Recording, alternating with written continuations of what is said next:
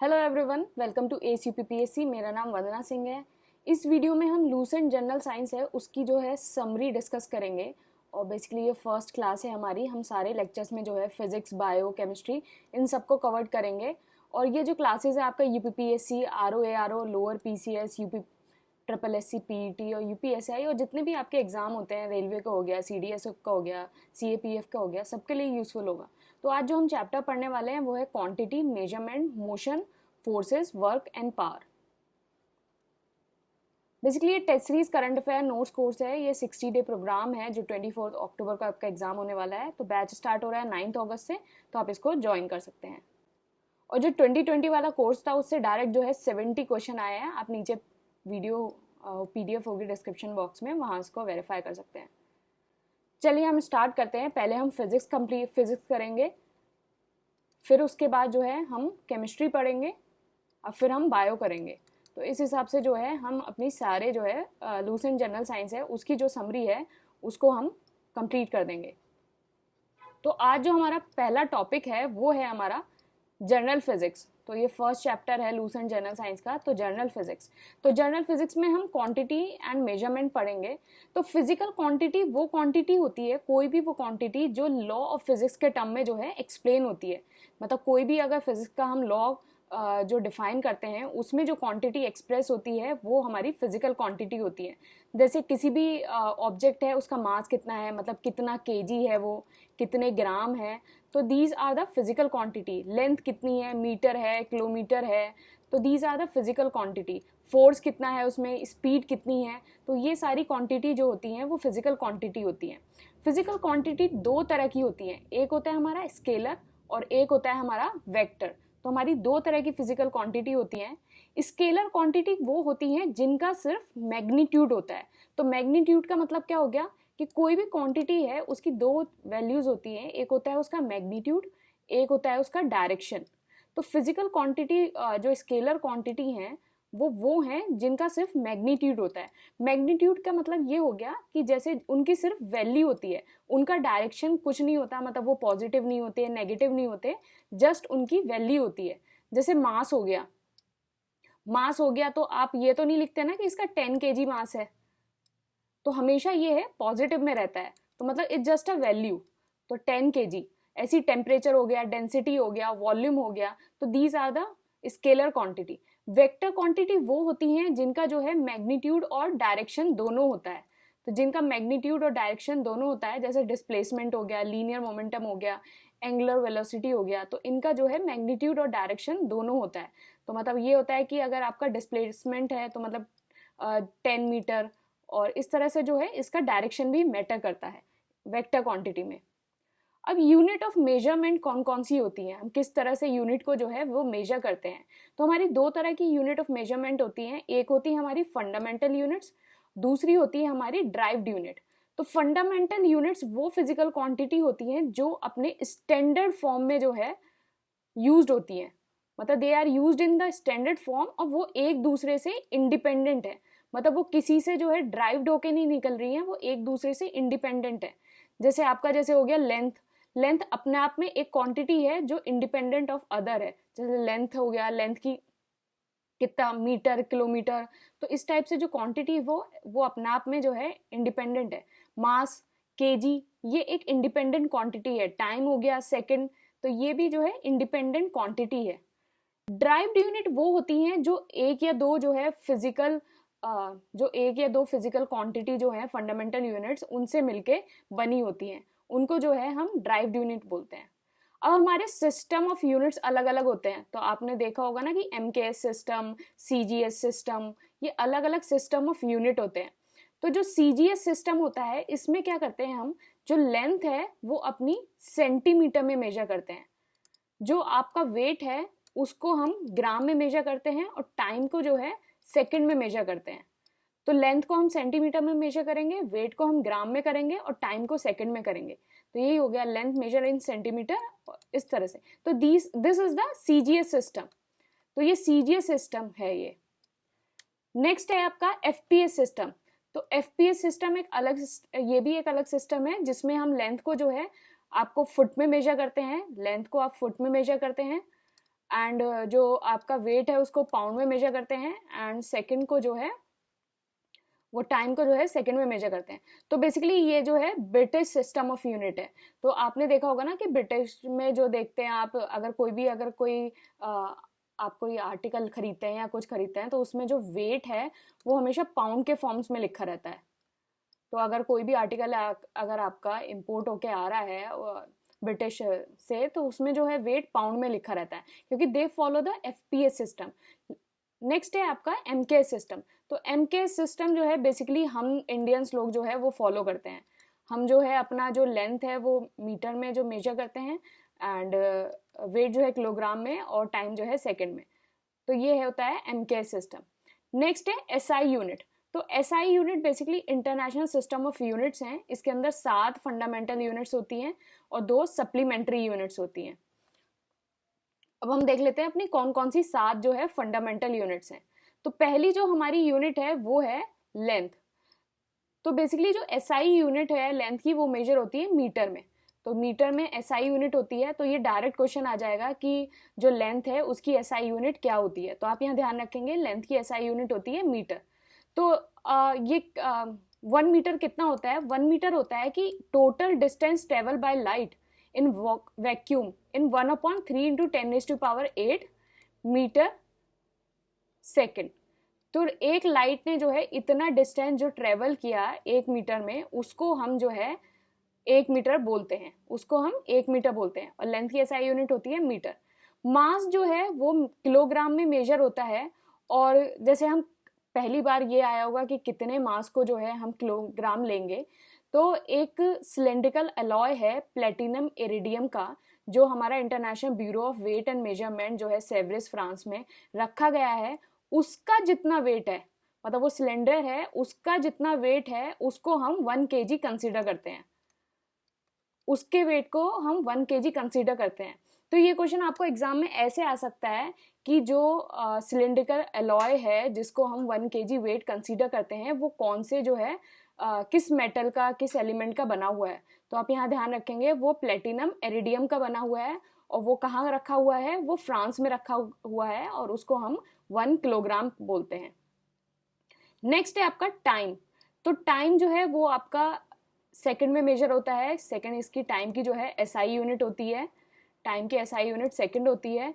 तो इसमें क्या होता है कि in the transition of 2 hyper fine level of energy in the ground state of an atom of cesium 133 by means of radiation between the interval of 9.1 into 10⁹ time period is called 1 second. तो क्या होता है कि कोई भी जो 2 hyper fine level of energy का जो है सीजियम एटम की, उसमें से जो रेडिएशन निकलती है इतने इंटरवल में, उसको हम टाइम पीरियड, इतने टाइम पीरियड में उसको हम 1 सेकेंड कहते हैं। तो बेसिकली ये कितना हो गया? सीजियम 133। तो यहाँ आपको ये देखा जाएगा कि किस एटम की जो है रेडिएशन निकलती है, उससे हम जो है 1 सेकेंड नापते हैं। तो यहाँ जो है वो है सीजियम 133। तो आप इसको ध्यान रखेंगे, सीजियम 133 से जो है जब वो सीजियम 133 का एटम यूज होता है, उससे हम 1 सेकेंड मेजर करते हैं। नेक्स्ट है आपका इलेक्ट्रिक करंट। तो इलेक्ट्रिक करंट की एसआई यूनिट होती है एम्पियर। ये बहुत इंपॉर्टेंट है, ये डायरेक्ट आ जाता है कि इलेक्ट्रिक करंट की एसआई यूनिट क्या होती है? एम्पियर होती है। टेम्परेचर जो है हम केल्विन में मेजर करते हैं। तो केल्विन जो है एसआई यूनिट है, डिग्री सेल्सियस, डिग्री फ़ारेनहाइट नहीं है। केल्विन जो है वो एसआई यूनिट है। ल्यूमिनस इंटेंसिटी जो है हम कैंडेला में मेजर करते हैं। अमाउंट ऑफ सब्सटेंस जो है वो मोल में मेजर करते हैं। तो 1 मोल जो है एवोगैड्रो नंबर होता है, और एवोगैड्रो नंबर कितना होता है? 6.023 इंटू 10⁻23। इसकी कोई no unit, because Avogadro number is a constant. तो एवोगैड्रो नंबर कांस्टेंट होता है, जो चीज़ कांस्टेंट होती है उसकी कोई भी यूनिट नहीं होती है। तो एवोगैड्रो नंबर इज कांस्टेंट, और ये होता है 6.023 इंटू 10⁻23। अब हमने पढ़ लिया कि हमारी जो है 7 फंडामेंटल यूनिट्स होती हैं और 2 सप्लीमेंट्री यूनिट्स होती हैं। तो हम देखते हैं कि हमारी कौन सी 2 सप्लीमेंट्री यूनिट होती हैं। तो एसआई सिस्टम में जो हमारी सप्लीमेंट्री यूनिट 2 होती हैं, एक होती है हमारी रेडियन, एक होती है हमारी स्ट्रेडियन। तो जितने भी प्लेन एंगल्स होते हैं वो हमारे रेडियन में मेजर होते हैं। तो जितने भी प्लेन एंगल्स होते हैं वो रेडियन में मेजर होते हैं, और जितने भी सॉलिड एंगल होते हैं वो स्ट्रेडियन में मेजर होते हैं। तो ये जो क्वेश्चन है वो डायरेक्ट ऐसे आ सकता है कि प्लेन एंगल जो हैं वो किस में मेजर होते हैं? तो प्लेन एंगल जो है हमारा रेडियन में मेजर होते हैं और सॉलिड वाले जो है हमारे स्ट्रेडियन में मेजर होते हैं। तो आप इसको यहाँ से ध्यान रख सकते हैं, S for solid, S for steradian. तो जितने सॉलिड हैं वो स्ट्रेडियन में मेजर होते हैं। अब हम कुछ क्वांटिटी, उनकी डेफिनेशन और उनकी एसआई यूनिट जो है वो डिस्कस कर लेते हैं। तो ये जो क्वेश्चन है वो डायरेक्ट आ जाते हैं, डायरेक्ट आपको इनकी डेफिनेशन आ सकती है, डायरेक्ट इनका एसआई यूनिट आ सकती है। तो हम इसको डिस्कस कर लेते हैं। तो पहला है हमारा एरिया। किसी भी चीज का एरिया क्या होता है? Length square. मतलब किसी भी चीज का अगर आपको एरिया निकालना है तो उसका मतलब होता है कि लेंथ इनटू लेंथ। जैसे स्क्वायर का एरिया निकालना है आपको, तो ये स्क्वायर की तो सारी साइड ए होती है, तो यहाँ कितना हो जाएगा? ए इंटू ए, तो ये हो जाएगा ए स्क्वायर। रेक्टेंगल का निकालना है तो इसकी जो है लेंथ, जो लेंथ और विड्थ है वो अलग अलग होती है, तो हो जाएगा ए इंटू बी, तो हो जाएगा ए बी। तो एरिया जो है बेसिकली लेंथ स्क्वायर होता है। तो लेंथ की जो हमारी एसआई यूनिट थी वो कितनी थी? लेंथ की हमारी एसआई यूनिट थी वो थी मीटर, और ये कितना हो जाएगा? मीटर। तो ये हो जाएगा मीटर स्क्वायर, ये हो जाएगा मीटर स्क्वायर। तो एरिया सबको समझ में आया? ये हो जाएगा मीटर स्क्वायर। इस तरह से ही हम वॉल्यूम का निकालते हैं। वॉल्यूम क्या होता है? वॉल्यूम हमारा होता है लेंथ क्यूब। वॉल्यूम होता है हमारा लेंथ क्यूब। लेंथ क्यूब का मतलब हो गया लेंथ को 3 बार लिखना। क्यूब का मतलब होता है लेंथ को 3 बार लिखना। लेंथ की एसआई यूनिट कितनी होती है? मीटर। मीटर को 3 बार लिखेंगे तो कितना हो जाएगा? Metre cube. तो हमारा वॉल्यूम कितना होता है? Metre cube. फिर उसके बाद है हमारा डेंसिटी। डेंसिटी का फॉर्मूला क्या होता है? डेंसिटी का फॉर्मूला होता है density equal to mass upon volume. तो मास कितना होता है? मास की हमारी एसआई यूनिट कितनी थी? केजी। वॉल्यूम की अभी हमने निकाली थी, वॉल्यूम की कितनी थी? Metre cube. तो ये हो जाएगा केजी। जब कोई भी चीज टर्म में ऊपर जाती है तो उसकी जो सिंबल हो जाता है वो होता है -3। तो केजी -3 हो जाएगा। या फिर आप इसको ऐसे भी याद रख सकते हैं, केजी एम क्यूब हो जाएगा। और अगर ये कोई भी अगर नीचे अगर कोई भी टर्म दे रखी है, अगर वो ऐसे ऊपर जाती है तो उसका जो है वो यहाँ माइनस हो जाता है। तो डेंसिटी हो जाता है हमारा मास पर यूनिट वॉल्यूम, तो मतलब केजी पर मीटर क्यूब। तो ये जो सिंबल है इससे कंफ्यूज मत होना। तो बेसिकली ये m⁻³ का सिंबल है। m⁻³ का सिंबल है। तो बेसिकली जो मेरा प्रेजेंटेशन है उसमें ये वाला सिंबल जो है वो शो नहीं कर रहा था, तो इसको m⁻³ का सिंबल है। तो आप इसको कंफ्यूज मत होना। तो नेक्स्ट है आपका, नेक्स्ट हमने डेंसिटी पढ़ लिया। अब हम क्या है नेक्स्ट? वेलोसिटी। तो वेलोसिटी जो है हमारा कितना होता है? वेलोसिटी होता है डिस्प्लेसमेंट अपॉन टाइम। तो स्पीड हमारा डिस्टेंस अपॉन टाइम होता है, क्योंकि स्पीड जो है वो हमारी स्केलर क्वांटिटी है, लेकिन वेलोसिटी हमारी वेक्टर क्वांटिटी है। वेक्टर क्वांटिटी क्या होता था? जिसका मैग्नीट्यूड और डायरेक्शन दोनों हो, मैग्नीट्यूड और डायरेक्शन दोनों हो। तो हमारा जो है वेलोसिटी एक जो है वेक्टर क्वांटिटी है। वेलोसिटी हमारा कितना होता है? Distance upon time.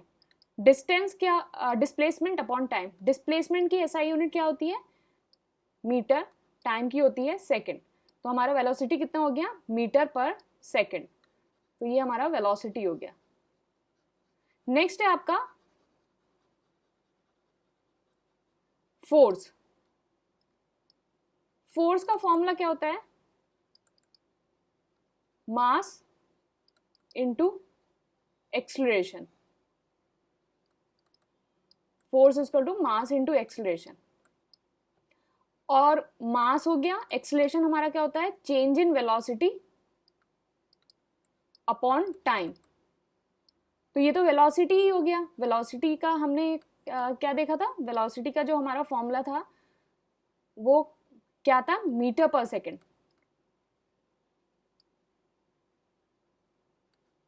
और मास का कितना होता है? केजी।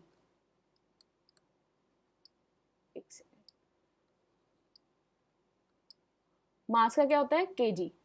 और ये टाइम का कितना होता है? सेकंड। तो ये कितना हो जाएगा? Kg metre second square. तो हमारी फोर्स की जो दूसरी यूनिट होती है वो कितनी होती है, न्यूटन। तो हमारी फोर्स की दूसरी यूनिट जो है वो न्यूटन होती है। नेक्स्ट है आपका प्रेशर। प्रेशर हमारा कितना होता है, force per unit area. Pressure होता है हमारा फोर्स पर यूनिट एरिया। अब हमने फोर्स का तो निकाला ही था, कितना होता है, प्रेशर होता है हमारा force per unit area. Force का तो अभी हमने निकाला है कि न्यूटन होता है या फिर केजी मीटर पर सेकंड स्क्वायर, ये निकाला था। एरिया का कितना होता है, मीटर स्क्वायर। यहाँ से हमने एरिया निकाला था ना, मीटर स्क्वायर। तो हमारा जो प्रेशर कितना हो गया, न्यूटन मीटर स्क्वायर। मैंने वो बताया था ना कि कोई भी क्वांटिटी नीचे होती है तो ऊपर जाती है तो माइनस हो जाता है, तो मीटर स्क्वायर होता है। इसको हम जो है फोर्स की दूसरी यूनिट होती है पास्कल। तो आप जो है इसको जो है दोनों को याद रखिएगा, क्योंकि कभी कभी एग्जाम में क्या होता है कि आपको जैसे ये दे दिया जाएगा कि फोर्स की क्या यूनिट होती है, न्यूटन होगी तो आप जो है एकदम से रिकॉग्नाइज कर लोगे। लेकिन कभी कभी जो है इसमें फंडामेंटल यूनिट्स के टर्म में भी इसको दे दिया जाता है कि केजी, ये क्या होगा, केजी पर मीटर सेकेंड स्क्वायर। तो फंडामेंटल यूनिट्स के टर्म में भी दे दिया जाता है, तो आप इसको यहाँ ध्यान रखेंगे कि ये न्यूटन पर मीटर स्क्वायर होता है। मतलब 1 पास्कल का मतलब होता है न्यूटन पर मीटर स्क्वायर। तो आप जो है ये दोनों यूनिट ध्यान रखेंगे। वर्क क्या होता है, वर्क होता है हमारा फोर्स इनटू डिस्प्लेसमेंट। तो वर्क हमारा फोर्स इनटू डिस्प्लेसमेंट होता है। फोर्स की क्या यूनिट होती है, फोर्स की हमारी यूनिट होती है न्यूटन, और डिस्प्लेसमेंट की यूनिट होती है हमारी जूल। तो फोर्स की यूनिट होती है हमारी न्यूटन और डिस्प्लेसमेंट की यूनिट होती है जूल। तो ये हमारा हो जाएगा न्यूटन मीटर, और इसको हम जूल भी लिख सकते हैं। तो ये हमारी जो है वर्क का फॉर्मूला हो गया। नेक्स्ट है आपका यूनिट फॉर एस्ट्रोनॉमिकल डिस्टेंस। तो जितने भी आपके प्लैनेट्स होते हैं, सन्स होते हैं, उसको डिस्टेंस को मेजर करने के लिए हम कौन सी यूनिट यूज करते हैं, हम वो यहाँ देखेंगे। एक एस्ट्रोनॉमिकल यूनिट क्या होता है, पहली हमारी यूनिट है एस्ट्रोनॉमिकल यूनिट।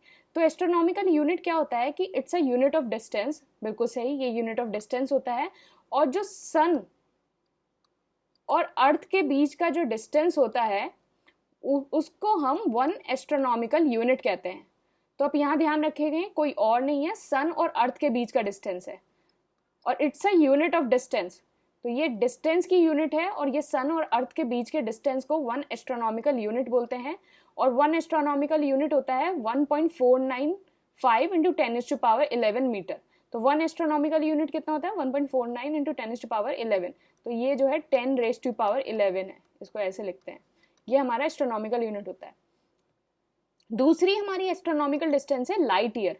लाइट ईयर भी जो है हमारी यूनिट ऑफ डिस्टेंस है। ये बहुत ज़्यादा फेमस क्वेश्चन है कि लाइट ईयर जो है क्या है। तो लाइट ईयर जो है डिस्टेंस की यूनिट है, लाइट की यूनिट नहीं है, ये डिस्टेंस की यूनिट है। और इसका जो मतलब होता है कि a distance travel by light in vacuum in 1 year. तो एक साल में जो लाइट है उसने जितना डिस्टेंस ट्रेवल किया है वैक्यूम के अंदर, वो हमारा लाइट ईयर होता है। तो लाइट ईयर होता है हमारा 9.46 इंटू 10⁻15 मीटर। 9.46 इंटू 10⁻15 मीटर, ये लाइट ईयर होता है। नेक्स्ट जो हमारी एस्ट्रोनॉमिकल यूनिट है वो है परसेक, तो जिसको हम पेरलेक्स सेकंड कहते हैं। ये जो है हमारी लार्जेस्ट यूनिट ऑफ डिस्टेंस होती है। तो अगर क्वेश्चन आ जाए which one of the following is the largest unit of distance, तो ये हमारा हो जाएगा परसेक। तो parsec is the largest unit of distance among all the astronomical unit of distance. जितनी भी आपकी एस्ट्रोनॉमिकल यूनिट ऑफ डिस्टेंस होती हैं उसमें जो परसेक है वो लार्जेस्ट यूनिट ऑफ डिस्टेंस है। और एक परसेक कितना होता है, 3.08 इंटू 10⁻16 मीटर या फिर 3.26 लाइट ईयर। तो एक परसेक हमारा कितना होता है, 3.26 लाइट ईयर। तो ये हमारा एक परसेक होता है। तो ये क्वेश्चन जो है डायरेक्ट आ जाता है, एक परसेक के अंदर कितने लाइट ईयर होते हैं। तो ये राजस्थान पीसीएस में आया था, यूपी पीसीएस में भी आया था एक बार ये क्वेश्चन। तो ये डायरेक्ट क्वेश्चन आ जाता है, एक परसेक में कितने लाइट ईयर होते हैं। अब हम कुछ फिजिकल हमारी क्वांटिटी है उनकी जो है हम डायमेंशन जो है वो देख लेते हैं कि फिजिकल क्वांटिटी जो है अलग अलग डायमेंशन से कैसे डिनोट होती हैं। इससे पहले हमने देखा था कि एसआई यूनिट क्या होती है। SI यूनिट जैसे kg हो गया, सेकंड हो गया, ये SI यूनिट होती हैं। अब हम देख लेते हैं इनकी डायमेंशन क्या होती है। तो आप कंफ्यूज मत होना, डायमेंशन और SI यूनिट दोनों अलग अलग चीज़ है। तो लेंथ है, उसकी डायमेंशन को हम L से डिनोट करते हैं, मास को M से डिनोट करते हैं, टाइम को T से डिनोट करते हैं, टेम्परेचर को O से डिनोट करते हैं और इलेक्ट्रिक करंट को जो है A से डिनोट करते हैं। तो ये सारी हमारी डायमेंशन है। अब हम अलग अलग चीज़ की डायमेंशन देख लेते हैं कैसे निकालते हैं।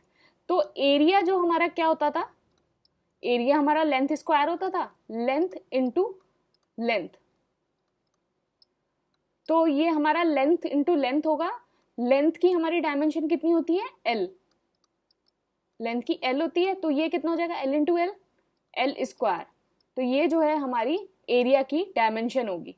तो एरिया की डायमेंशन ऐसे होगी। तो ये डायरेक्ट क्वेश्चन आ जाता है कि डायमेंशन निकालने का, तो ऐसे ये डायमेंशन निकाली जाती है। डेंसिटी की डायमेंशन हम कैसे निकालेंगे, डेंसिटी आपका कितना होता है, मास अपॉन वॉल्यूम। मास की जो डायमेंशन होती है, तो मास की क्या डायमेंशन होती है, m। वॉल्यूम क्या होता है हमारा, वॉल्यूम हमारा होता है लेंथ स्क्वायर, लेंथ क्यूब होता है ना वॉल्यूम, L इंटू एल, ये हमारा वॉल्यूम होता है। तो ये हमारी कितनी हो जाएगी, और लेंथ की क्या डायमेंशन होती है, L क्यूब, तो ये हो जाएगी m L माइनस 3। तो m L माइनस 3 हो गया, क्योंकि कोई भी नीचे क्वांटिटी होती है वो ऊपर जाती है तो वो माइनस का साइन आ जाता है। तो ऐसे हमारी जो है डायमेंशन निकाली हमने डेंसिटी की।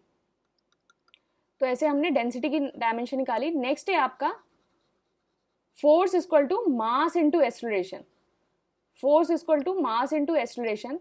तो फोर्स, हम फोर्स की डायमेंशन कैसे निकालेंगे, तो इस तरह से जो है आप किसी भी चीज़ की डायमेंशन निकाल सकते हैं। आपको अगर फॉर्मूला पता हो और किस सिंबल से डिनोट किया जाता है, तो आप किसी भी चीज़ की डायमेंशन निकाल सकते हैं। मास, मास की डायमेंशन m होती है, और यहाँ आ जाएगा एक्सेलरेशन। अब हम एक्सेलरेशन की डायमेंशन निकालते हैं, फिर डायरेक्टली हम इसको पुट कर देंगे यहाँ। एक्सेलरेशन का हमारा फॉर्मूला क्या होता है, change in velocity upon time. अब वेलोसिटी की जो हमारी, वेलोसिटी हमारी जो होता है, वेलोसिटी हमारा कितना होता है, इस जैसे अभी मैंने बताया था ना आपको, वेलोसिटी, वेलोसिटी हमारा कितना होता है, डिस्प्लेसमेंट अपॉन टाइम। और डिस्प्लेसमेंट की हमारी यूनिट क्या होती है, मीटर, मीटर होती है ना डिस्प्लेसमेंट की। तो मीटर की कितनी हो जाएगी, मीटर मतलब बेसिकली इट्स अ लेंथ, तो L हो जाएगी L upon T, L upon T हो गया ये। तो ये कितना हो गया है, अगर हम T ऊपर लेके जाएंगे तो ये कितना हो जाएगा, LNT माइनस 1। तो LNT माइनस 1 हो गया। और यहाँ हम एक्सेलरेशन हमारा कितना होता है, change in velocity upon time. तो अगर किसी भी चीज़ में चेंज होता है, जैसे आपने देखा कि चेंज इन वेलोसिटी हुआ, तो किसी भी चीज़ में चेंज होता है तो आपकी जो उसकी जो SI यूनिट है या कोई भी यूनिट है वो हमेशा सेम रहेगी। क्योंकि आपने अगर जैसे फॉर एग्जांपल आपका 60 kg वेट था और अब आपका 56 kg वेट हो गया है, तो आपका चेंज इन वेट हुआ, चेंज इन वेट हुआ, लेकिन अब आपका कितना बचा, 4 kg वेट, मतलब 4 kg का चेंज हुआ। तो चेंज ये हुआ, लेकिन क्वांटिटी तो सेम है ना। देखिए यहाँ भी kg है, यहाँ भी kg है, यहाँ भी kg है, तो क्वांटिटी सेम है। तो जब भी किसी भी चीज़ का चेंज होता है तो उसकी जो यूनिट होती है वो हमेशा सेम रहती है।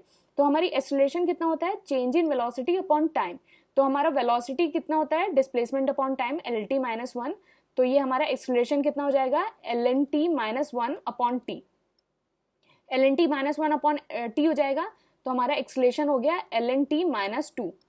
तो ये हमारा एक्सेलरेशन हो गया LNT माइनस 2। तो फोर्स हमारा कितना होता है, मास अपॉन एक्सेलरेशन। तो मास m है और यहां हो जाएगा हमारा MLT माइनस 2। तो ये जो है हमारा इसका फॉर्मूला हो जाएगा फोर्स का। नेक्स्ट है हमारा, नेक्स्ट हम अपना चैप्टर पढ़ रहे हैं, ऑलरेडी हम एक चैप्टर कंप्लीट कर चुके हैं। नेक्स्ट हमारा चैप्टर है मोशन एंड फोर्स। तो हम जल्दी जल्दी इसको सारा फिनिश करेंगे, कुछ चीज़ नहीं छोड़ेंगे, हम अच्छे से इसको कंप्लीट करेंगे। लेकिन हम इसको एकदम जो चीज़ आपके लिए एग्जाम के लिए रेलेवेंट है, जो आता है, हम उस पर ज़्यादा फोकस करेंगे। तो नेक्स्ट चैप्टर आपका मोशन एंड फोर्स। तो मोशन में जो है कोई भी चीज़ है उसका अगर मोशन होता है तो वो एक डिस्टेंस ट्रेवल करता है। तो डिस्टेंस क्या होता है? डिस्टेंस बेसिकली कोई भी जो बॉडी है वो टोटल पाथ, टोटल लेंथ कितनी ट्रेवल कर रही है इन एनी गिवन इंटरवल, मतलब किसी भी टाइम में जो है टोटल लेंथ कितनी ट्रेवल कर रही है उसको हम डिस्टेंस बोलते हैं। तो इसका मतलब ये हुआ कि जैसे अगर आप यहाँ खड़े हुए हैं और आप ऐसे घूम के आए घूम के आए घूम के आए और आप वापस यहीं आ गए, तो मतलब आपका इनिशियल जो पॉइंट है और फाइनल पॉइंट है वो दोनों सेम है। तो आप यहाँ से चले, यहाँ से आप वापस आ गए, तो आपको लग रहा होगा कि मैं तो जहां से चला था वहां से ही आ गया। तो लेकिन डिस्टेंस में क्या है, ये चीज क्वांट जो ये चीज जो है वो काउंट होती है कि आप यहाँ से चले थे यहाँ आएंगे, तो आपका जो है वो टोटल आपका डिस्टेंस ट्रेवल होगा। तो बेसिकली जो ये सर्कल है उसका डिस्टेंस तो उसकी सर्कमफ्रेंस से ट्रेवल होता है। तो आप जो है सिंपल जो है लीनियर मोशन का एग्जाम्पल देख लीजिए। तो जैसे अगर आपने यहाँ से चले और वापस यहाँ आ गए, तो बेसिकली ये जो है 2 मीटर डिस्टेंस है, तो वापस में भी आए तब भी 2 ही मीटर होगा। तो ये टोटल आपने जो डिस्टेंस ट्रेवल किया वो 4 मीटर किया। तो आप चले जहाँ से थे और वापस भी वहाँ से ही आए, तो आपका लेकिन डिस्टेंस जो है वो टोटल 4 मीटर हो गया। तो बेसिकली डिस्टेंस जो है वो एक स्केलर क्वांटिटी है। स्केलर क्वांटिटी बताया था मैंने, जिसका सिर्फ मैग्नीट्यूड होता है। स्केलर क्वांटिटी वो होती है जिसका सिर्फ मैग्नीट्यूड होता है। तो डिस्टेंस जो है वो स्केलर क्वांटिटी है और ये कभी भी नेगेटिव नहीं हो सकती। तो ये कभी भी नेगेटिव नहीं हो सकती। अगर आप यहाँ से चले हो, सपोज अगर आप यहाँ से चले, ये डिस्टेंस 2 मीटर है और आप अगर वापस में ऐसे करके आ गए,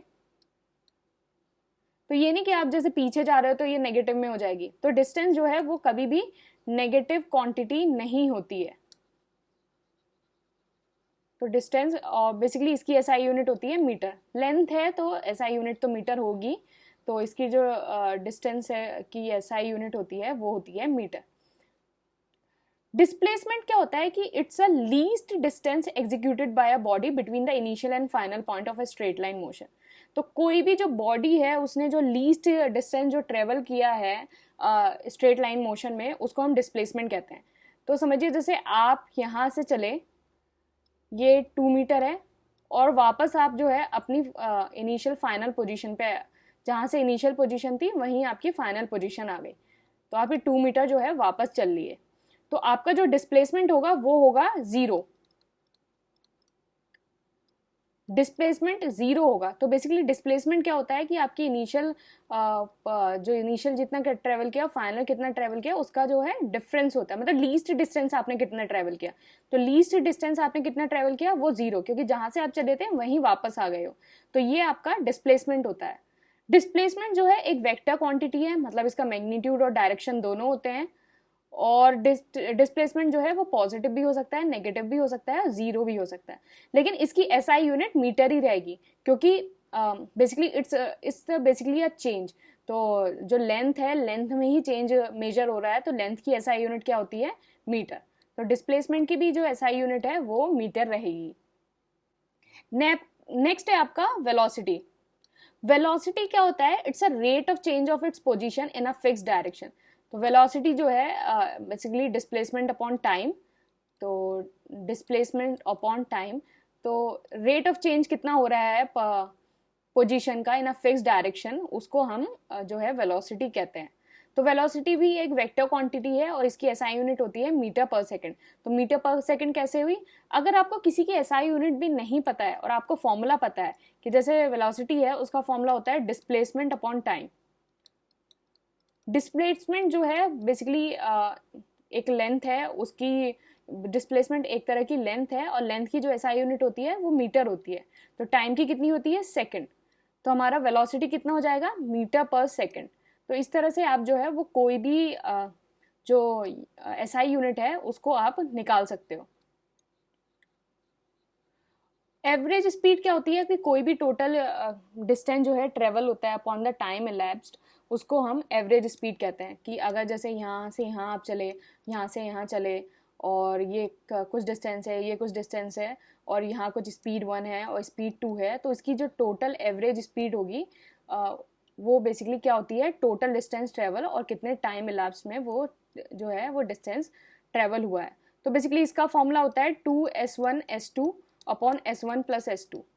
तो ये एवरेज स्पीड का फॉर्मूला होता है। तो एवरेज स्पीड है, कोई आपसे यहाँ तो पूछेगा नहीं, मतलब जनरल साइंस के क्वेश्चन में तो कोई पूछेगा नहीं आपसे एवरेज स्पीड का फॉर्मूला क्या होता है, मतलब पूछ सकता है लेकिन चांसेस रेयर है। लेकिन जो कहाँ क्वेश्चन आ सकता है, आपका जो सी सेट या फिर आपका जो है अर्थमेटिक जो है, अगर आप लोअर पीसीएस का इन सब का एग्जाम दे रहे हैं तो अर्थमेटिक जो है इन सब चीज़ों में आपका वो क्वेश्चन आ सकता है। सी सेट वाले क्वेश्चन में आपको जो है फाइंड द एवरेज स्पीड, तो वो है। तो ये फॉर्मूला याद कर लीजिए, आ गया सी सेट में काम आएगा। तो एवरेज स्पीड का फॉर्मूला क्या होता है। नेक्स्ट हम कुछ ग्राफ देख लेते हैं कि हमारा जो अलग अलग डिस्प्लेसमेंट टाइम ग्राफ कितना होता है, वेलोसिटी टाइम ग्राफ क्या होता है। तो डिस्प्लेसमेंट टाइम ग्राफ में क्या है कि अगर कोई भी बॉडी अगर यूनिफॉर्म वेलोसिटी से मूव कर रही है, मतलब कोई भी बॉडी जो है अगर 40 मीटर पर सेकेंड सपोज ये इसकी यूनिफॉर्म वेलोसिटी है, उससे मेजर कर मूव कर रही है, तो जो उसका डिस्प्लेसमेंट टाइम ग्राफ होगा वो जो है वो कांस्टेंट होगा। तो मतलब जो बॉडी है अगर वो कांस्टेंट वेलोसिटी से मूव कर रही है तो उसका जो डिस्प्लेसमेंट टाइम ग्राफ होगा वो भी कांस्टेंट होगा, क्योंकि आपका जो वेलोसिटी है वो कितना होता है, डिस्प्लेसमेंट अपॉन टाइम। तो ये दोनों चीजें भी आपकी, जैसे ये बढ़ रही है तो ये भी बढ़ेगी, तो ये जो दोनों चीजें हैं वो आपकी कांस्टेंट रहेंगी।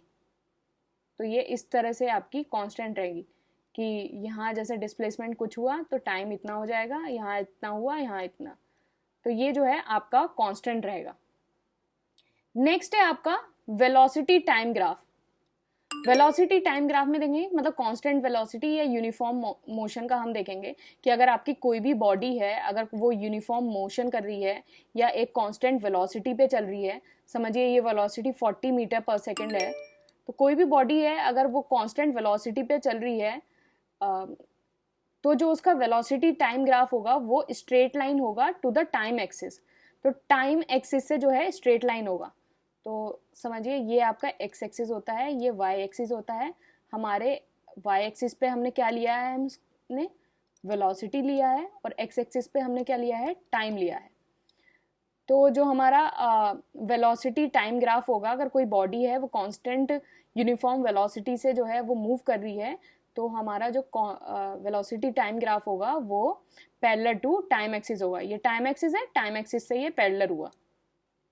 तो ये क्वेश्चन आपको डायरेक्ट ऐसे आ सकता है कि अगर कोई भी वेलोसिटी, अभी कोई भी बॉडी है अगर कांस्टेंट वेलोसिटी से मूव कर रही है तो उसका जो है वेलोसिटी टाइम ग्राफ क्या होगा, वेलोसिटी टाइम ग्राफ क्या होगा। तो आपको ऑप्शन दे दिए जा सकते हैं, parallel to time axis, perpendicular to time axis, C आपको दे दिया parallel to velocity axis, and D आपको दे दिया परपेंडिकुलर टू वेलोसिटी एक्सिस। तो इन सिंबल से कंफ्यूज मत होना, ये पैरेलल और परपेंडिकुलर के सिंबल हैं। तो ये मत सोचना मैम ने पता नहीं क्या लिख दिया है, पैरेलल टू वेलोसिटी एक्सिस। तो बेसिकली तो इसका क्वेश्चन ये मतलब हो जाएगा कि वेलोसिटी टाइम ग्राफ क्या होगा अगर कांस्टेंट वेलोसिटी से मूव कर रही है, तो आपका आंसर होगा पैरेलल टू टाइम एक्सिस। तो ये आपका ऑप्शन ए जो है वो करेक्ट होगा। तो इस तरह से जो है वो आपके क्वेश्चन आते हैं। नेक्स्ट हो गया यूनिफॉर्मली एक्सेलरेटेड मोशन।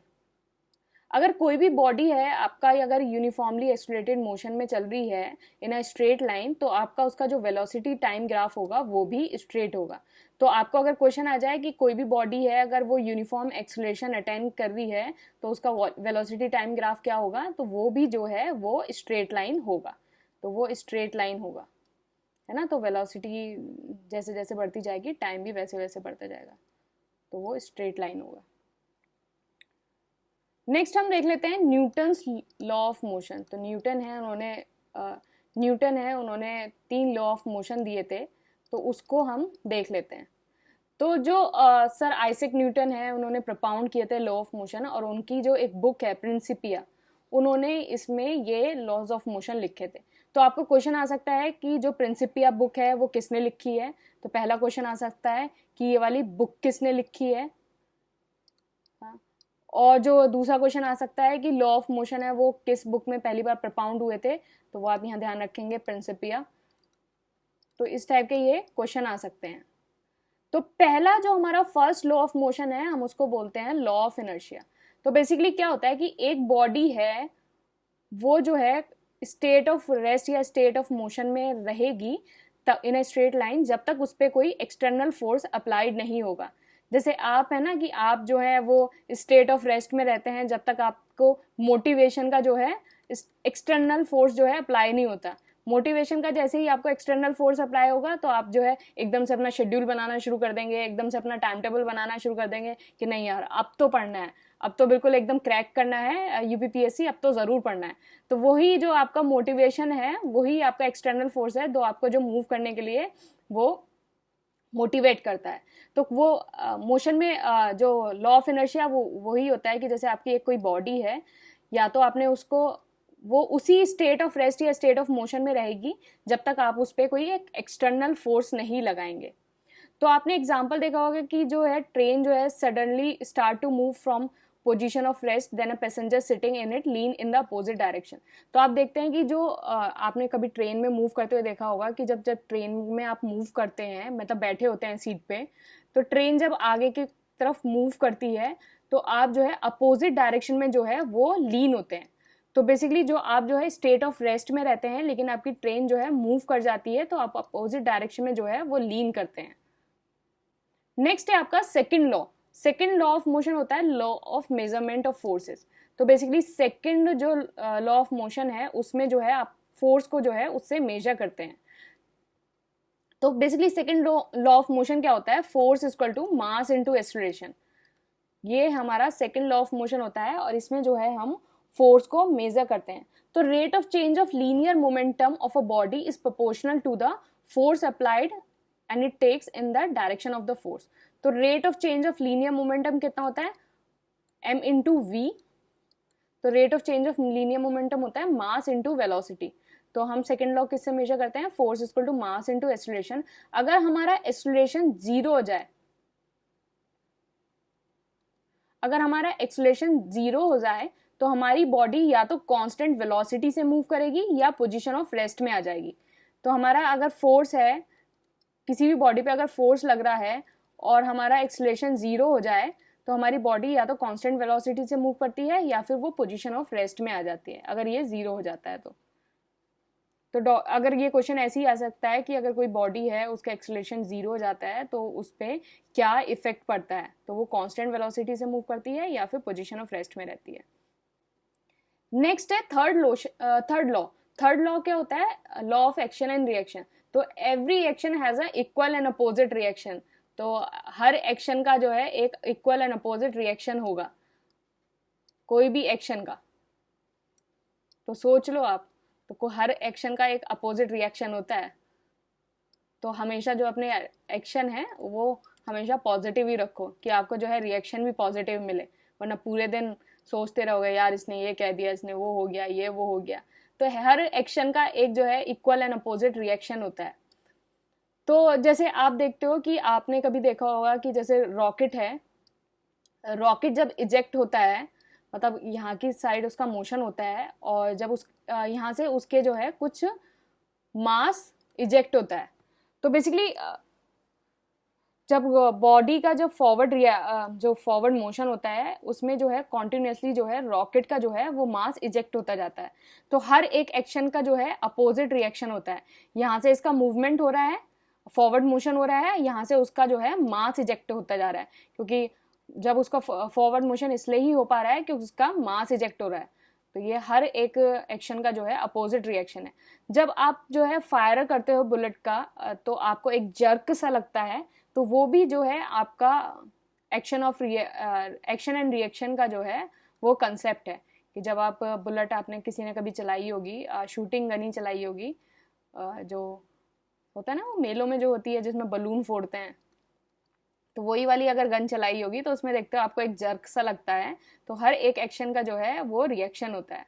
ऐसे बैम्बू स्टिक में जब आप बोट चलाते हो तो बोट में जब आप बैम्बू स्टिक आप देखते हो ना तब प्रेस करते हो, तो आप पीछे की साइड प्रेस करते हो तो फिर वो आपको आगे की साइड लेके जाती है। तो वो भी एक्शन एंड रिएक्शन का कॉन्सेप्ट है। तो ये सारे कंसेप्ट जो है वो डायरेक्ट आते हैं कि ऐसा आ जाएगा कि आपकी जो रॉकेट है उसके फॉरवर्ड मोशन के लिए क्या चीज़ जो है वो नेसेसरी है। तो आप यहाँ देखेंगे कि जो है उसका मास जो है कॉन्टिन्यूसली डिक्रीज हो रहा है, इसलिए ही जो है रॉकेट का फॉरवर्ड मोशन हो पा रहा है। तो ये सारी, ये देखने में तो एक प्यारा सा जो है स्टेटमेंट लग रहा होगा, लेकिन जब ये ऑप्शन के फॉर्म में आता है ना, जब ऑप्शन के BCD के फॉर्म में आता है, तो यहीं आप गलती कर देते हो। तो ये पहला पार्ट इसका क्वेश्चन में आ जाएगा, सेकंड पार्ट जो है इसका ऑप्शन में आ जाएगा। तो यहाँ आपको जो है ये प्यारा सा स्टेटमेंट देख के ना, इसको मतलब ये मत समझ लेना कि बहुत मामूली सा स्टेटमेंट है, यही जो है आपके 1.33 नंबर जो है वो जुड़े हुए हैं। तो बेसिकली रॉकेट है कॉन्टिन्यूसली मूव करता है due to ejected mass in the form of the gas during it forward motion. Next है यूनिट ऑफ फोर्सेस। तो जो हमारा फोर्स है उसकी क्या यूनिट होती है? तो फिजिकल क्वांटिटी है भाई, फिजिक्स पढ़ रहे हैं तो हर चीज़ की यूनिट तो होगी। तो फोर्स है हमारी, उसकी क्या यूनिट होती है? तो SI यूनिट ऑफ फोर्स होती है न्यूटन। तो न्यूटन फोर्स होती है SI यूनिट जो होती है फोर्स की। जो फोर्स है हमारा, जो हमारा फोर्स है उसको हम डिफाइन करते हैं by the first law of motion. तो फर्स्ट लॉ ऑफ मोशन जो है लॉ ऑफ इनर्शिया होता है, उससे जो है हम फोर्स को डिफाइन करते हैं। तो इसको हम डिफाइन जो करते हैं वो फर्स्ट लॉ ऑफ मोशन से करते हैं। और जो हमारा फोर्स मेजर होता है, मेजर जो हमारा फोर्स होता है वो सेकेंड लॉ ऑफ मोशन से होता है। तो हमारा सेकेंड लॉ ऑफ मोशन से जो है वो फेर्स, जो हमारा फोर्स है वो मेजर होता है। तो अगर आपको फॉर्म मतलब आ जाए कि force is measured by which law of motion, मतलब फर्स्ट, सेकेंड, थर्ड, नन या ऑल, ऐसे करके अगर आपको आ जाए तो आप यहाँ ध्यान रखना, जो फोर्स जो है डिफाइन होता है वो फर्स्ट लॉ ऑफ मोशन से होता है, और मेजर जो होता है वो सेकंड लॉ ऑफ मोशन से होता है। तो आप यहाँ देखते हैं ना, force is equal to mass into acceleration. तो ये जो है हमारा मेजर होता है, और ये लॉ ऑफ इनर्शिया होता है, यहाँ से इसको डिफाइन होता है फोर्स, कि एक बॉडी है वो जब तक अपने रेस्ट या मोशन में रहेगी जब तक उस पर एक्सटर्नल फोर्स कोई अप्लाई नहीं होगा। CGS यूनिट जो हमारी फोर्स की होती है वो डाइन होती है। तो CGS यूनिट हमने पढ़ा था ना, सेंटीमीटर, ग्राम और सेकंड, मतलब जो लेंथ है और मास है और टाइम है, वो जब सेंटीमीटर, ग्राम और सेकंड में मेजर होते हैं उसको हम CGS यूनिट बोलते हैं। तो ये हमारी डाइन होती है। और 1 न्यूटन कितना होता है? 10⁵ डाइन। तो 1 न्यूटन जो है हमारा 10⁵ डाइन होता है। तो ये हमारा 1 न्यूटन होता है। तो आप इसको ध्यान रखेंगे, ये बहुत ज़्यादा इंपॉर्टेंट है कि CGS यूनिट क्या होती है। SI यूनिट भी इंपॉर्टेंट है, CGS यूनिट भी इंपॉर्टेंट है, और ये भी इंपॉर्टेंट है 1 न्यूटन में कितने डाइन होते हैं। तो ये 10⁵ डाइन होते हैं। नेक्स्ट है आपका लीनियर मोमेंटम एंड इम्पल्स। तो लीनियर मोमेंटम एंड इम्पल्स क्या होता है? The product of the mass of a moving object of body with its velocity is called linear momentum. मतलब लीनियर मोमेंटम होता है मास इंटू वेलोसिटी। तो जो product of a मास होता है किसी भी मूविंग बॉडी का, और उसकी जो वेलोसिटी होती है, उसके जो प्रोडक्ट है उसको हम लीनियर मोमेंटम कहते हैं। तो लीनियर मोमेंटम कहते हैं। अब देखिए, जो हमारा मास है वो तो हमारी स्केलर क्वांटिटी है, लेकिन हमारी वेलोसिटी जो है वो वेक्टर क्वांटिटी है। तो हमारी वेलोसिटी वेक्टर क्वांटिटी है, तो हमारी जो लीनियर मोमेंटम है वो क्या हो जाएगा? वो भी वेक्टर क्वांटिटी हो जाएगा। तो लीनियर मोमेंटम भी हमारा वेक्टर क्वांटिटी हो जाएगा। इसको जो डिनोट करते हैं वो स्मॉल p से डिनोट करते हैं, और जो इसका फॉर्मूला होता है वो होता है मास इनटू वेलोसिटी। और SI यूनिट देखिए, आप हम SI यूनिट निकालना सीखते हैं। तो SI यूनिट क्या होता है? फॉर्मूला क्या होता है? मास की SI यूनिट क्या होती है? kg। वेलोसिटी क्या होता है? Displacement upon time. डिस्प्लेसमेंट कितना होता है? मीटर। ये कितना होता है? टाइम क्या होता है? सेकेंड। तो किलोग्राम मीटर पर सेकेंड। आपको याद करने की जरूरत ही नहीं पड़ी SI यूनिट की क्या होती है। तो अगर आपको फॉर्मूला याद है तो वहां से आप आराम से जो है SI यूनिट निकाल सकते हैं। तो ये होती है किलोग्राम मीटर पर सेकेंड, ये आपकी SI यूनिट होती है। नेक्स्ट है आपका इम्पल्स। अगर किसी भी बॉडी है उसमें कोई भी एक्सटर्नल फोर्स अप्लाइड हो रहा है for a very short span of time, तो इसका जो प्रोडक्ट जो निकल के आता है फोर्स और टाइम का, हम उसको इम्पल्स कहते हैं। तो अगर आपकी कोई भी बॉडी है उसमें एकदम से जो शॉर्ट स्पेन ऑफ टाइम में कोई भी फोर्स अप्लाई हुआ तो उसको जो है हम बेसिकली इम्पल्स बोलते हैं। तो ये हमारा इम्पल्स कितना आता है, फोर्स इनटू टाइम। तो वो आपका यही होता है ना कि जैसे आप हैं और इधर उधर वेलों की तरह घूम रहे हैं कि कहीं से एकदम मोटिवेशनल कोट पढ़ लिया, तो कहीं वहीं वेल्लो की तरह घूम रहे हैं, अपना फोन निकालेंगे और न्यूज़पेपर या एडिटोरियल पढ़ना शुरू कर देंगे। एकदम से इम्पल्स आया ना, नहीं पढ़ाई करनी है, एकदम से इम्पल्स आया, फिर उसके बाद जल्दी जल्दी घर जाएंगे, फिर वापस शाम को वही सब अपना वापस करने लग जाएंगे। तो शॉर्ट पीरियड ऑफ टाइम के लिए आपके पास इम्पल्स आया, मोटिवेट हुए और पढ़ाई करनी शुरू करी, फिर उसके बाद आप वैसे ही हो गए। तो impulse equal to force into time interval. तो ये हमारा इम्पल्स होता है। कोई भी शॉर्ट स्पेन ऑफ टाइम के लिए चीज़ें आती हैं वो इम्पल्स होता है। तो ये आप ये सोचे होंगे कि हम ये जो डेफिनेशन है ये सब है वो क्यों पढ़ रहे हैं। तो ये सारी जो डेफिनेशन है वो डायरेक्ट स्टेटमेंट बेस्ड में आ जाती हैं। ये डायरेक्ट आपको स्टेटमेंट बेस्ड में आ जाएगा। वो क्वेश्चन होते हैं ना जो जनरल साइंस में स्टेटमेंट बेस्ड में डायरेक्ट क्वेश्चन आ जाते हैं, या फिर इनका एप्लीकेशन आ जाएगा।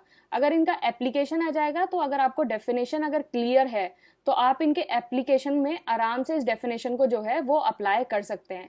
तो हम इसलिए ये सारी डेफिनेशन और ये सब चीज़ें पढ़ रहे हैं, क्योंकि कुछ भी आ सकता है और जो आएगा हम उस सब के लिए तैयार रहने चाहिए। नेक्स्ट है आपका apparent weight of a body in a lift और एलिवेटर।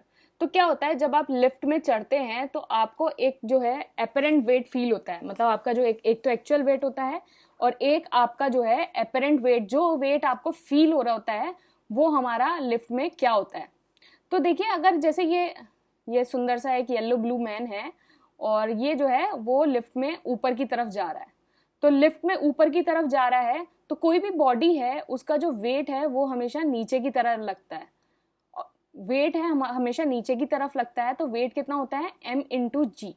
तो m इंटू जी जो है आपका उसका वेट हुआ। g मतलब होता है मतलब ग्रेविटी, जो उसका ग्रेविटेशनल फोर्स होता है। m इंटू जी हमारा उसका वेट लगता है।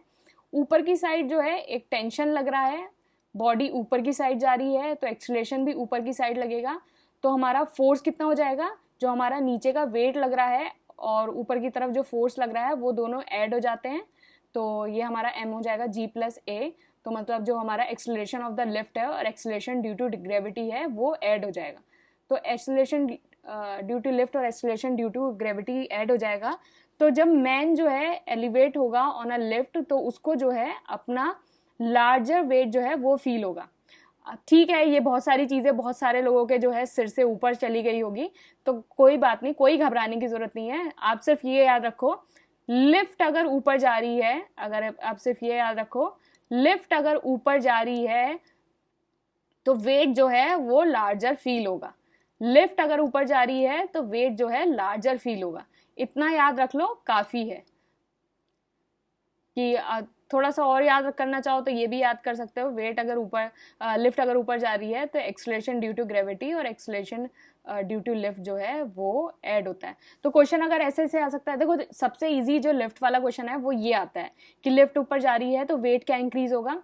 ये सबसे इजी क्वेश्चन है। दूसरे टाइप का क्वेश्चन ये हो सकता है कि अगर लिफ्ट ऊपर जा रही है, एक्सीलरेशन ऑफ द लिफ्ट और acceleration due to gravity add होते हैं, सब्ट्रैक्ट होते हैं, और या फिर कोई इफेक्ट नहीं होता है या कुछ, मतलब इस टाइप से आपको दे सकते हैं। तो ये तो सबसे इजी हो गया, अगर लिफ्ट ऊपर जा रही है तो जो वेट है वो हमारा इंक्रीज होगा। नेक्स्ट है आपका, अगर लिफ्ट डाउनवर्ड आ रही है, तो अगर ये जो लिफ्ट है वो डाउनवर्ड आ रही है तो इसमें जो है हमारा वेट हमारा इधर की साइड लग रहा है। वेट तो हमेशा नीचे ही लगेगा क्योंकि ग्रेविटी हमेशा अपनी साइड खींचती है चीज़ों को, तो वेट हमारा नीचे की साइड लगेगा। और लिफ्ट हमारी नीचे को आ रही है तो हमारा एक्सीलरेशन जो है वो नीचे की साइड है। तो फोर्स हमारा कितना हो जाएगा, m a माइनस जी हो जाएगा। ए हमारा acceleration due to lift, acceleration of the lift है, जी हमारा एक्सीलरेशन ड्यू टू ग्रेविटी है। तो अगर हमारी लिफ्ट जो है वो नीचे की तरफ आ रही है तो आपको जो है लेसर वेट फील होगा, लेसर वेट फील होगा। तो आप किसी का अगर वेट जो है वो कम नहीं हो रहा है, बेचारा योगा करके जिम जा जाके थक गया है, तो लिफ्ट में बैठ जाओ तो एटलीस्ट एपेरेंट वेट तो आपको कम ही फील होगा। तो लिफ्ट में बैठ के नीचे को उतर जाना तो एपेरेंट वेट जो है आपको कम फील होगा। तो बस इसमें इतना चीज़ ध्यान रख लो कि जो लिफ्ट अगर नीचे को आ रही है तो उसको जो है लेसर वेट फील होगा, और उसका एक्सेलरेशन ऑफ द लिफ्ट और एक्सेलरेशन ड्यू टू ग्रेविटी जो है वो दोनों माइनस होंगे। अब हमारे जो फोर्सेस हैं वो टाइप ऑफ फोर्सेस, मतलब फोर्सेस भी जो है वो अलग अलग तरह के लगते हैं। तो बेसिकली जो फोर्सेस लगते हैं उनकी रिलेटिव स्ट्रेंथ क्या होती है उसके बेसिस पे जो है हमारे अलग अलग टाइप के जो है फोर्सेस होते हैं। तो हमारे स्ट्रेंथ वाइज हम फोर्सेस देखते हैं, तो जो हमारा सबसे ज़्यादा स्ट्रॉन्ग जो सबसे ज़्यादा स्ट्रेंथ वाला फोर्स होता है वो होता है स्ट्रॉन्ग फोर्स, एंड दूसरा होता है इलेक्ट्रोमैग्नेटिक फोर्स, फिर होता है weak force, and then gravitational force. बहुत ताज्जुब की बात है ना, ग्रेविटेशनल फोर्स, हर चीज़ जो अपनी तरफ आपको मतलब अर्थ की तरफ आकर्षित कर रही है वो हमारा जो है मतलब स्ट्रेंथ वाइज फोर्सेस में जो है हमारा सबसे कम फोर्स है ना। तो ये सोचो कि ये फोर्स इतना कम है तो ये सारे फोर्स कितने ज़्यादा होंगे, क्योंकि यही सबको आपको इतनी अपनी तरफ इतना खींच लेता है, तो ये सारे फोर्स कितने ज़्यादा होंगे। तो ग्रेविटेशनल फोर्स जो है स्ट्रेंथ वाइज जो है वो लीस्ट स्ट्रेंथ होती है उसमें, एंड स्ट्रॉन्ग फोर्सेस में सबसे ज़्यादा होती है, फिर इलेक्ट्रोमैग्नेटिक होता है, एंड देन वीक फोर्सेस होता है। तो किसी को ये सारी चीज़ें समझ में नहीं आ रही होगी ना, इलेक्ट्रोमैग्नेटिक फोर्स क्या होता है, ग्रेविटेशनल फोर्स होता है क्या होता है, चिंता मत करो, आगे जो है आगे वाले चैप्टर्स में ऐसे ही कंटिन्यू रहो, हम इसको पढ़ेंगे और फिर सब समझ में आ जाएगा। कुछ भी चीज़ है ऐसी नहीं है जो कि आपको ना समझ में आए, और कुछ ऐसी चीज़ नहीं है जो छूट जाए, सब पढ़ेंगे हम। नेक्स्ट है आपका फ्रिक्शनल फोर्स। तो क्या होता है कि आप जो एक्सपीरियंस करते होंगे कि कोई भी अगर बॉडी है तो अगर वो मोशन में रहती है, जैसे ही आपने उसको धक्का दिया तो एक पॉइंट के बाद आके वो रेस्ट पे आ जाती है।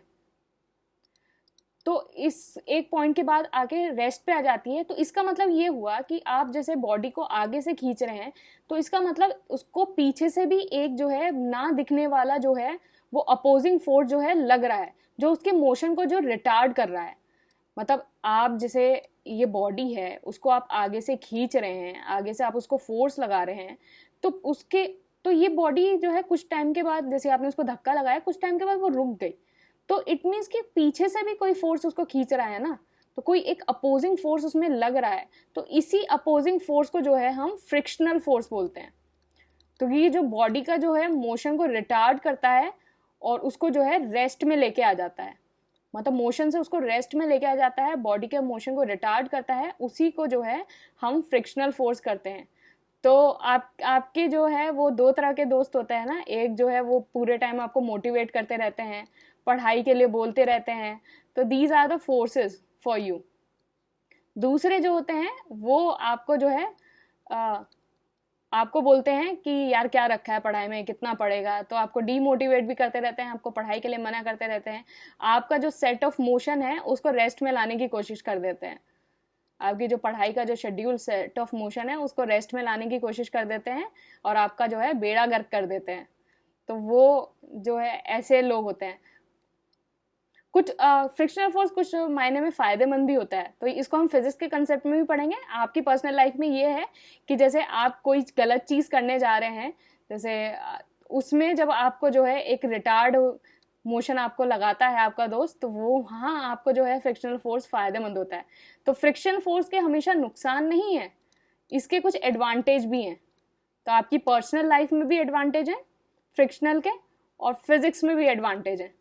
तो आप जुड़े रहे, हम आगे इसको पढ़ेंगे। पर्सनल लाइफ में तो पता चल गया ना, गलत काम के लिए कोई दोस्त रिटार्ड करे, बहुत बुरा लगता है ना वो, जब हम कोई कुछ ऐसा गलत काम करने जा रहे होते हैं, या कुछ मतलब जो काम गलत काम मतलब कोई ऐसा काम जो हमें बहुत प्लीज कर रहा है लेकिन it's not good for us, तो आपका एक सच्चा दोस्त आपको जब उस गलत काम के लिए रोकता है तो बहुत बुरा लगता है वो दोस्त। तो वही जो चीज़ें हैं वो इसी तरह हम फिजिक्स में जो है एडवांटेज एंड डिसएडवांटेज फ्रिक्शनल के दोनों को पढ़ेंगे।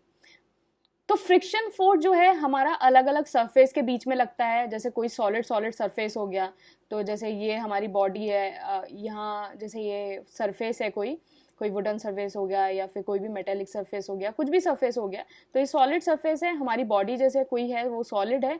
तो सॉलिड सरफेस में जो फ्रिक्शन फोर्स है वो सबसे ज़्यादा लार्जेस्ट होता है। तो सॉलिड में सबसे लार्जेस्ट होता है, फिर लिक्विड में जो है लेस देन सॉलिड होता है। तो इस तरह से होता है। सॉलिड में सबसे लार्जेस्ट हुआ, फिर लिक्विड में जो है लेस देन होता है सॉलिड, एंड फिर उसके बाद सॉलिड गैस में जो है वो सबसे ज़्यादा लीस्ट होता है। तो सबसे ज़्यादा लीस्ट होता है ये friction force between the surface. तो आप यहाँ ध्यान रखेंगे सॉलिड में सबसे ज़्यादा होता है। अगर कोई भी दो बॉडी हैं, दोनों सॉलिड में हैं, तो उसका जो सबसे ज़्यादा फ्रिक्शन फोर्स लगेगा। नेक्स्ट है आपका टाइप ऑफ फ्रिक्शन। तो टाइप ऑफ फ्रिक्शन हमारे अलग अलग होते हैं। तो एक तो होता है हमारा स्टैटिक, एक होता है हमारा काइनेटिक या स्लाइडिंग या रोलिंग। तो हमारा जैसे ये है, कोई बॉडी ऐसे मूव कर रही है, उस पर फोर्स लग रहा है, तो हमारा स्टैटिक फोर्स हो गया। आप कोई बॉडी है, उसको स्लाइडिंग मोशन पे रखा है, वहाँ से फोर्स लग रहा है, तो आपका स्लाइडिंग फोर्स ऑफ फ्रिक्शन लगता है। कोई बॉडी है, राउंड बॉडी है, वो रोल होके जा रही है, यहाँ आप उसको फोर्स लगा रहे हैं और पीछे से एक फ्रिक्शन फोर्स लग रहा है, तो आपका ये रोलिंग फोर्स ऑफ फ्रिक्शन होता है।